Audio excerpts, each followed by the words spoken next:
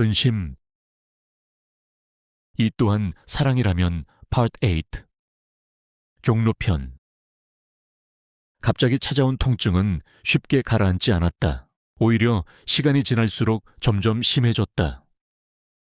나는 그를 어떻게 보내고 내가 어떻게 집에 돌아왔는지도 제대로 기억나지 않았다. 밤이 깊어질수록 가슴을 짓누르는 통증은 심해졌고 식은땀이 얼굴과 등을 타고 흘렀다.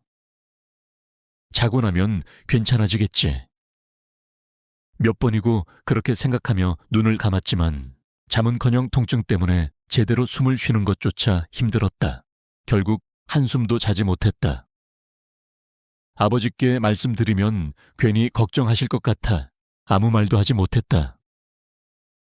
더는 버틸 수 없을 것 같아 누나에게 전화를 걸었다. 누나, 와줄 수 있어? 새벽녘 갑작스러운 전화에 심상치 않은 일이 생겼음을 직감했는지 누나는 한달음에 달려왔다. 고통에 떨고 있는 나를 본 누나는 아무것도 묻지 않고 곧바로 L19에 전화를 했다. 구급차를 타고 병원으로 향하는 내내 가슴은 찢어질 듯 아팠다. 그런데 그 고통 속에서도 이상하게 한 사람만 생각났다. 그 사람뿐이었다. 이러다 그를 다시 못 보는 건 아닐까. 그 생각이 들자 통증보다 더 큰 공포가 밀려왔다. 내가 이렇게 아픈 순간에도 나는 내가 아니라 그를 걱정하고 있었다. 응급실에 도착한 것은 새벽 5시가 가까워졌을 무렵이었다. 구급대원이 의료진에게 빠르게 내 상태를 설명했고 나는 곧바로 응급실 침대로 옮겨졌다.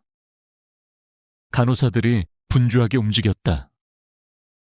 혈압을 재고 손가락에 산소포화도 측정기를 끼우고 가슴 곳곳에 전극을 붙였다. 팔에는 주사바늘이 들어왔다. 잠시 뒤 심전도 검사가 시작됐다. 종이가 기계 밖으로 길게 밀려 나왔다. 그것을 바라보던 간호사의 표정이 순간 달라지는 것 같았다. 잠시 후 의사가 들어왔다. 최성주 씨, 가슴 통증이 처음은 아니라고 하셨죠? 네, 최근에도 이런 통증이 있었습니까? 나는 잠시 망설이다 고개를 끄덕였다. 몇 번 있었습니다. 실신하거나 정신을 잃은 적은요?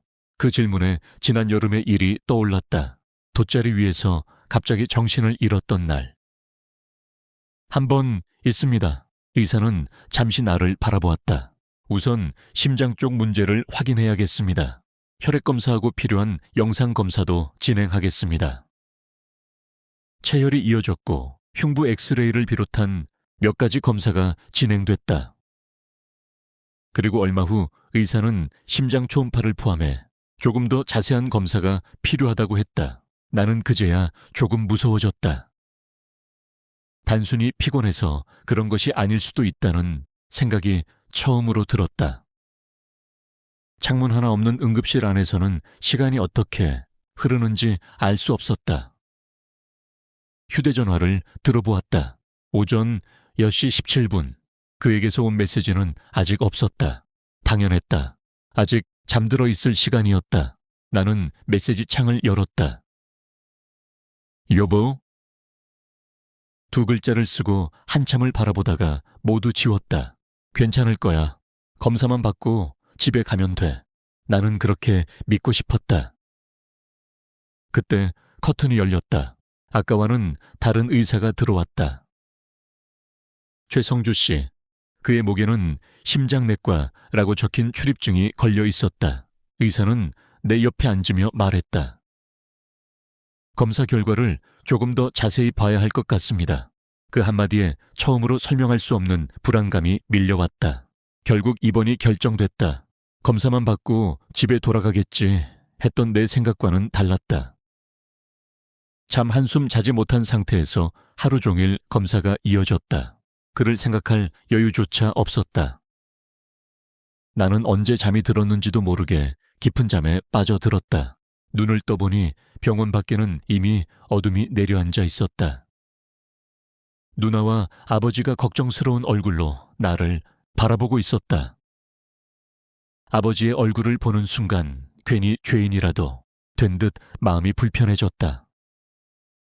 뭐 하시러 아버지까지 오셨어요. 걱정하지 마시고 가셔서 좀 쉬세요. 누나도 내게 할 말이 있는 듯 아버지께 집에 가서 쉬시라고 했다.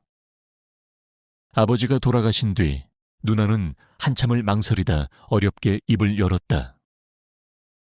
회사에서 전화 온 건 오늘 상황 대충 설명했으니까 걱정하지 마. 응, 누나는 잠시 나를 바라보다 다시 말했다.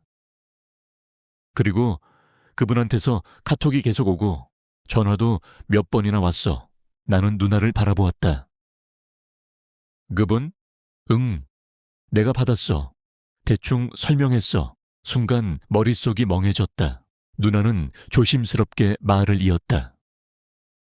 2년 전에 민지가 네 핸드폰으로 게임한다고 빌려 썼던 날 있잖아. 응, 그때 우연히 봤어. 뭘? 카톡. 잠시 침묵이 흘렀다. 그래서 난 대충 알고 있었어. 그랬구나. 이상했다. 내가 남자를 사랑한다는 사실을 누나가 알고 있었다는 것보다 먼저 떠오른 건 그였다. 뭐라 했어? 누나는 그 짧은 질문 하나로 내 마음을 모두 알아챈 듯 했다. 아직 결정된 건 없으니까 상황만 대충 설명하고 걱정하지 말고 기다리고 계시라고 했지. 응. 그리고 너무 놀라셔서 병원으로 오신다는 거야. 아버지가 계시니까 오늘은 기다리시라고 말씀드렸어. 그제야 안도의 숨이 나왔다. 잘했어. 고마워. 어릴 때부터 형제라기보다 친구처럼 지낸 누나였다. 1살밖에 차이 나지 않았지만 언제나 나보다 어른스러웠던 누나. 병원에 계속 있어봐야 별 뾰족한 수도 없으니 나는 민지와 매형을 챙기러 가라고 하고 누나에게 핸드폰을 건네받았다. 화면을 켜는 순간 가슴이 먹먹해졌다. 대답 없는 내게 그가 하루 종일 보낸 메시지가 가득했다. 잘 잤어. 좋은 날. 여보, 늦잠꾸러기 내 사랑. 아직도 자는 거야. 여보, 왜 그래? 어제 아버님 전화로 무슨 일 있어? 무섭게 왜 그래, 여보? 내가 어제 발렌타인 때문에 화내서 당신 화난 거야. 여보, 미안해. 나에게 당신은 내 전부고 모든 거야. 여보, 사랑해. 문자나 전화 좀 해줘. 여보, 내가 잘못한 게 있으면 뭐든 고칠 테니 말해줘. 여보. 그날 처음 우연히 만났던 종로의 낙지집, 그리고 그를 따라갔던 은심. 그때부터 4년이 넘는 시간 동안 나만 바라보고 나를 사랑해온 그의 마음이 짧은 글 하나하나에 고스란히 담겨 있었다. 그리고 누나와 통화가 된 뒤에 보낸 듯한 메시지가 이어졌다. 누님께 대충 들었어, 여보. 걱정돼서 당장이라도 병원으로 쫓아가고 싶었는데 아버님이 계시다고 해서, 그리고 누님이 우리 사이를 예전부터 알고 계신 것 같아. 전화고 톡이고 뭐고 다 필요 없고 당장 당신 있는 곳으로 가고 싶은데 처음으로 나의 부족함과 우리의 현실이 너무 힘들어서 가슴이 미어 터질 것 같다. 아무 일 없을 거라 믿고 웃으면서 다시 내게 오는 당신 모습 기다리고 있을게. 어젯밤 잠도 못 잤다고 들었는데 며칠 쉰다고 생각하고 오늘 밤은 푹 쉬어, 여보. 나보다 난 당신을 더 사랑하고 있어. 사랑해, 여보. 한참 동안 화면만 바라보았다. 내가 왜 아픈지, 왜 이곳에 있어야 하는지 나조차 아무것도 알지 못했다. 그런 내가 무슨 말을 해줄 수 있을까? 가슴이 먹먹해졌다. 나는 한참을 망설이다 답장을 보냈다. 미안해, 자기야. 오늘 하루 힘들었지. 너무 걱정하지 말고 있어. 요 며칠 회사 일로 스트레스 받고 힘들어서 그런 것 같아. 이참에 며칠 푹 쉬고 나갈 테니까 걱정하지 마. 나도 내 인생에 자기라는 멋진 사람을 만나 너무 행복해. 사랑해. 상황이라는 게 참 이상하게 흘러간다. 병원에 누워있는 이런 모습을 그에게 보여주고 싶지 않았다. 그런데 또 한편으로는 미치도록 보고 싶었다. 그 역시 내 마음과 같았나 보다. 다음 메시지를 읽는 순간 알 수 있었다. 당신이 너무 보고 싶어서 잠시나마 얼굴이라도 보고 올까 하고 병원까지 갔었어. 누님이랑 조카가 있어서 병원 주위를 맴돌며 서성이다가 또 가보면 아버님이 계신 것 같고 회사 동료들인 듯한 분들도 계셔서 결국 돌아오고 말았네. 미안해, 여보. 사과는 내가 해야 하는데 그가 오히려 미안해하며 나보다 더 아파하고 있었다. 이번 3일째 그와 나의 마음 따위는 아랑곳하지 않고 시간은 흘러갔다. 그리고 그날 나는 내 귀를 의심하게 만드는 검사 결과를 담당이에게서 듣게 되었다. 비후성 심근병증입니다. 처음 들어보는 병명이었다. 나는 의사의 얼굴만 멀뚱멀뚱 바라보았다. 쉽게 말씀드리면 심장 근육이 정상보다 많이 두꺼워져 있는 상태입니다. 그 때문에 심장이 피를 받아들이고 내보내는데 문제가 생길 수 있습니다. 처음 들어보는 병인데 그럼 치료하면 되는 거죠? 의사는 잠시 말을 멈추었다. 그 짧은 침묵이 이상하게 길게 느껴졌다. 최성주 씨의 경우에는 그것만이 문제가 아닙니다. 무슨 말씀이세요? 지난 며칠 동안 검사한 결과를 보면 위험한 부정맥이 발생할 가능성도 있습니다. 이전에 정신을 잃으셨던 것도 이 병과 관련이 있을 가능성이 있고요. 많이 안 좋은 건가요? 현재 상태를 가볍게 볼 수는 없습니다. 약물 치료를 하면서 경과를 지켜봐야 하고 추가적인 치료도 검토해야 합니다. 나는 의사를 바라보았다. 이상하게도 그 순간 머릿속에 떠오른 것은 병도 죽음도 아니었다. 그 사람이었다. 선생님, 네, 저 얼마나 살 수 있어요? 그건 정확한 기간으로 말씀드릴 수 없습니다. 그래도 대충이라도 말씀해 주세요. 얘 몸인데 알고 싶습니다. 의사는 한동안 아무 말이 없었다. 치료에 어떻게 반응하느냐에 따라 크게 달라질 수 있습니다. 최악의 경우에는요. 선생님, 부탁드립니다. 의사는 천천히 입을 열었다. 현재 상태만 놓고 최악의 경우를 말씀드린다면 몇 달 안에도 생명을 위협하는 상황이 다시 올 수 있습니다. 순간 귀에서 웅 하는 소리가 나는 것 같았다. 몇 달이요? 석 달이 될 수도 있고 그보다 짧을 수도 있습니다. 물론 치료에 잘 반응하면 그보다 훨씬 길어질 수도 있습니다. 그러니까 석 달이라는 시간을 정해진 수명으로 받아들이시면 안 됩니다. 석 달, 나는 그 두 글자만 되뇌었다. 최성주 씨, 제가 말씀드리는 건 앞으로 정확히 석 달밖에 살 수 없다는 뜻이 아닙니다. 알겠습니다. 내 입에서는 엉뚱하게도 너무나 평범한 대답이 나왔다. 지금부터 치료를 잘 받으시는 게 중요합니다. 하늘이 무너진다는 말이 어떤 것인지 그제야 알 것 같았다. 그런데 나보다 누나가 더 큰 충격을 받은 것 같았다. 누나는 내 손을 꼭 잡은 채 울먹이고 있었다. 나는 그런 누나를 바라보다 말했다. 누나, 아버지한테는 말하지 마. 성주야, 그래도 아버지는 아셔야지. 안 돼, 성주야, 괜히 걱정만 하셔. 내가 말할 때까지만. 제발. 누나는 아무 말도 하지 못했다. 나는 잠시 망설이다 한마디를 더했다. 그리고 그 사람한테도 누나는 나를 바라보았다. 아무것도 묻지 않았다. 그저 내 마음을 모두 알아들은 사람처럼 천천히 고개를 끄덕였다. 알았어요. 그리고 내 손을 더 꼭 잡았다. 우선 약물 치료에 신경 쓰자. 누나와 나는 그렇게 둘만의 비밀을 만들었다. 아버지도 모르는 비밀. 그리고 세상에서 가장 사랑하는 그 사람도 모르는 비밀. 그날은 유난히 그가 보고 싶었다. 견딜 수 없을 만큼. 나는 누나에게 부탁해. 오늘만큼은 아버지가 병원에 오시지 않게 해달라고 했다. 그리고 그에게 메시지를 보냈다. 자기야, 돌팔이 의사들 아무렇지 않은 척 장난스럽게 시작했다.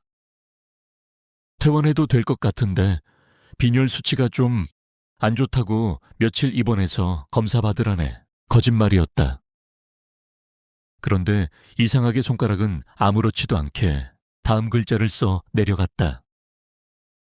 자기가 너무 보고 싶다. 오늘 오후에 병원에 잠깐 와줄 수 있을까? 뭐가 그리 급했는지 누나가 집에 돌아가기도 전에 그는 병원으로 달려왔다. 병실 문 앞에 서 있는 그를 보는 순간 놀라지 않을 수 없었다. 며칠 사이 얼굴이 반쪽이 되어 있었다. 환자는 난데 내가 보기에는 오히려 그가 더 아픈 사람 같았다. 나도 모르게 웃음이 새어나왔다.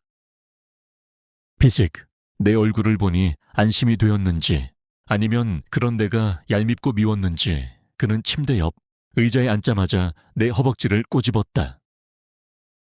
사람 미치게 만들어 놓고 뭐가 좋아서 웃어. 아프라고 꼬집은 거야. 같은 병실 사람들이 들을까봐. 나는 그의 귀를 잡아 살짝 내 쪽으로 끌어당겼다. 자기가 꼭 환자 같아서 그래. 바보, 아무것도 아닌 걸 가지고 식음을 전폐하고 며칠 내내 울고 다닌 사람처럼 하고 왔잖아. 나는 그의 귓불을 살며시 깨물었다. 그래서 사랑스러워서 웃었다. 왜? 그런데 그 말을 하고 나니 웃을 수가 없었다. 나를 바라보는 그의 눈에는 지난 며칠 동안 얼마나 마음을 졸였는지가 고스란히 담겨 있었다. 나는 알고 있었다. 석 달, 어쩌면 그보다 짧을 수도 있다는 의사의 말을 그는 몰랐다. 그래서 더 미안했고, 그래서 더 사랑스러웠다. 그가 내 귓가에 얼굴을 가까이 가져왔다. 아무 일 없는 거지? 응, 괜찮은 거지? 그럼 이사는 뭐래? 별거 아니래. 언제까지 있어야 하는데? 며칠. 그가 잠시 입을 다물었다. 그러더니 아주 작은 목소리로 말했다. 며칠 못 봤는데 너무 힘들었어, 여보. 나는 대답하지 못했다. 대신 그의 손을 잡았다. 거짓말을 하고 있는 내 손을 그는 아무것도 모른 채 더 꼭 잡았다. 그 순간만큼은 이상하게도 아프지 않았다. 죽음도, 석 달이라는 시간도, 병원도 모두 사라진 것 같았다. 내 앞에는 오직 이 사람 하나만 있었다. 밥은 먹은 거야? 아침은? 대답을 듣지 않아도 알 것 같았다. 가자. 에어디, 밥 먹으러. 병원 구내식당이지만 누나랑 우리 공주 말로는 먹을 만하다더라. 그는 아무 말 없이 나를 따라 병실을 나왔다. 점심시간 조금 전이었지만 큰 대학병원이라 그런지 식당계는 사람들이 제법 있었다. 우리는 마주 앉아 밥을 먹었다. 그런데 나는 밥보다 다른 것이 더 급했다. 그와 단둘이 있고 싶었다. 아무도 없는 곳에서 한 번만이라도 마음껏 그를 안고 싶었다. 밥과 내 얼굴을 번갈아 바라보며 먹는 그가 귀엽고 사랑스러워 자꾸 웃음이 나왔다. 또 웃는다. 당신 미워. 애교를 부리는 모습에 또 웃음이 났다. 그러던 그가 갑자기 물었다. 여보? 융? 잠깐 나갔다 오면 안 될까? 오늘은 안 돼. 잠시 후 검사가 하나 있어. 그의 얼굴에 아쉬움이 가득해졌다. 다 먹었으면 커피나 한잔하러 가자, 자기야. 실리오, 환자한테 그러는 거 아니야. 일어나. 투정 부리는 그의 손을 잡아당겨 병원 안 카페로 향했다. 그러다 화장실이 눈에 들어왔다. 아, 화장실 좀 다녀올게. 카페 먼저 들어가 있어, 자기야. 나도 따라갈래. 음란마귀님, 병원입니다. 여기서 그러면 안 돼요. 그가 억울하다는 표정을 지었다. 내가 뭘? 나도 소변 마려워서 가는 건데 당신이야말로 음란마귀가 신 거 아뇨? 그러더니 사람들의 시선도 아랑곳하지 않고 장난스럽게 내 몸을 툭 건드리고 먼저 걸어갔다. 그 뒷모습마저 사랑스러웠다. 화장실 앞에 활짝 열린 장애인 화장실이 눈에 들어왔다. 나도 모르게 말이 튀어나왔다. 자기야. 그가 깜짝 놀라 뒤를 돌아봤다. 미쳤나 봐. 누가 듣겠다. 나는 그의 손을 잡았다. 그도 내 마음을 알아챘는지 더는 아무 말도 하지 않았다. 문이 닫혔다. 소독약 냄새가 나는 넓고 조용한 공간. 우리는 잠시 서로를 바라보았다. 말이 필요 없었다. 그가 먼저 나를 끌어안았다. 나도 그를 세게 안았다. 며칠 동안 보지 못했던 사람. 그리고 어쩌면 앞으로 마음껏 사랑할 시간이 얼마 남지 않았을지도 모르는 사람. 그는 아무것도 몰랐다. 나는 모든 것을 알고 있었다. 그래서 더 세게 안았다. 그가 내 얼굴을 감싸며 입을 맞췄다. 짧게 끝낼 수가 없었다. 서로의 숨이 거칠어질 만큼 입을 맞추고 또 맞추었다. 누가 들어올지도 모른다는 불안함보다 지금 이 사람을 놓치고 싶지 않다는 마음이 더 컸다. 살고 싶었다. 그 순간 처음으로 분명하게 그런 생각이 들었다. 이 사람 때문에 조금이라도 더 오래 살고 싶었다. 그때였다. 따르릉. 전화벨 소리가 고요한 화장실 안을 요란하게 울렸다. 화면에는 막내 누나라는 글자가 떠 있었다. 무시할까 싶었지만 좀 전 병원에서 집으로 돌아간 누나였다. 받지 않으면 안 될 것 같은 기분이 들었다. 응, 왜? 누나의 다급한 목소리가 들려왔다. 큰일 났어. 아버지가 병원 밥이 시원찮은 것 같다면서 너랑 같이 밥이나 먹고 온다고 나가셨어. 심심할 때 읽으라고 책도 하나 들고. 나는 그를 바라보았다. 수화기 너머로 새어나온 말을 대충 들었는지 그 역시 당황한 얼굴이었다. 잠시 고민하다 물었다. 자기 괜찮다면 오늘 아버지 뵙고 갈래? 그의 표정이 굳었다. 한참을 망설이던 그가 고개를 저었다. 아니야. 왜? 아직은 무섭고 부끄럽고 용기가 안 나. 그가 미안한 듯 웃었다. 아버님은 다음에 기회 되면 그때 자연스럽게 인사 나누자. 응. 나는 그의 얼굴을 바라보았다. 다음, 그 말이 이상하게 가슴에 박혔다. 내게 정말 다음이 있을까? 나는 그 생각을 애써 밀어내며 그에게 입을 맞췄다. 그렇게 하자. 그리고 아무렇지 않은 척 웃었다. 검사 한두 개 더 받고 결과 나오면 퇴원해도 괜찮다고 하니까 너무 걱정하지 말고 오늘은 올라가야겠다. 응, 좀 쉰다고 생각하고 있어, 여보. 사랑해? 나도 사랑해. 아쉬워하는 그를 돌려보냈다. 멀어지는 그의 뒷모습을 한참 바라보았다. 불러 세우고 싶었다. 자기야, 가지마. 오늘만 그냥 내 옆에 있어줘. 그 말이 목구멍까지 올라왔지만 끝내 하지 못했다. 병실로 돌아오니 병원 밥이 놓여 있었다. 그리고 얼마 지나지 않아 아버지가 책 한 권을 들고 병실로 들어오셨다.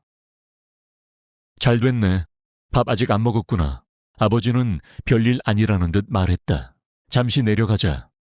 너랑 같이 밥 먹으려고 왔다. 순간 아무 말도 할 수 없었다. 38년. 나는 38년을 아버지와 함께 살았다. 그런데 언제부터였을까? 어머니가 돌아가신 뒤부터였을까? 같은 집에 살면서도 아버지와 단둘이 마주 앉아 밥 한 끼 먹어본 기억이 별로 없었다. 그 사람과는 행복하고 즐거운 밥을 먹기도 했지만 이상하게 아버지와 단둘이 마주 앉는 자리가 어색하고 부담스러웠다. 나는 결국 말했다. 어떡하죠? 아침을 대충 먹었더니 배가 고파서 좀 전에 병원 식당가에 내려가 먹고 올라왔는데요. 아버지 얼굴에 잠깐 아쉬움이 스쳤다. 그래? 네. 그럼 병식이나 만나서 점심 먹고 들어가야겠다. 아버지는 들고 온 책을 손바닥으로 툭툭 두드렸다. 심심할 때 이거나 읽어라. 그러고는 책을 침대 옆에 툭 내려놓았다. 가스다 오마. 네. 병실 문이 닫혔다. 나는 한동안 아버지가 놓고 간 책만 바라보았다. 그때는 몰랐다. 아버지가 내민 그 한 끼가 어쩌면 내가 생각했던 것보다 훨씬 소중한 시간이었을지도 모른다는 것을. 오후에는 몇 가지 검사가 더 이어졌다. 그리고 다시 병실로 돌아왔다. 창밖으로 어둠이 내려앉고 있었다. 몇 시간 전 그를 품에 안았을 때는 세상 누구보다 행복했다. 아버지가 내게 같이 밥을 먹자고 했을 때도 나는 아무것도 모르는 척 웃었다. 그도 모른다. 아버지도 모른다. 내가 사랑하는 사람들은 아무도 모른다. 오직 나와 누나만 알고 있다. 석 달, 어쩌면 그보다 짧을지도 모르는 시간, 나는 천장을 바라보았다. 그에게 어떻게 말해야 할까? 당신을 너무 사랑해서 당신이 무너지는 모습을 볼 자신이 없어서 그래서 말하지 못했다고 하면 그는 나를 이해해 줄까? 아니면 왜 자신에게 말하지 않았느냐며 나를 원망할까? 휴대전화 화면을 켰다. 그에게서 메시지가 와 있었다. 집에 도착했어, 여보. 오늘 당신 얼굴 봐서 이제야 살 것 같다. 푹 쉬어. 내일 또 연락할게. 사랑해. 한참 동안 그 글을 바라보았다. 손가락을 움직여 답장을 썼다. 나도 사랑해. 그리고 한 줄을 더 쓰려다 멈췄다. 자기야, 나 사실은 한참을 바라보다가 지웠다. 다시 썼다. 나도 사랑해. 잘 자, 자기야. 전송 버튼을 눌렀다. 휴대전화를 가슴 위에 올려놓고 눈을 감았다. 그날 밤 나는 잠들지 못했다. 아파서가 아니었다. 죽음이 무서워서만도 아니었다. 내가 없는 세상에 그 사람을 혼자 남겨두게 될까봐. 그게 가장 무서웠다.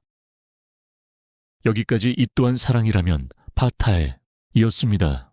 끝을 알면서도 끝까지 사랑했던 두 사람. 이야기가 계속 궁금하시다면 구독, 좋아요 부탁드리겠습니다.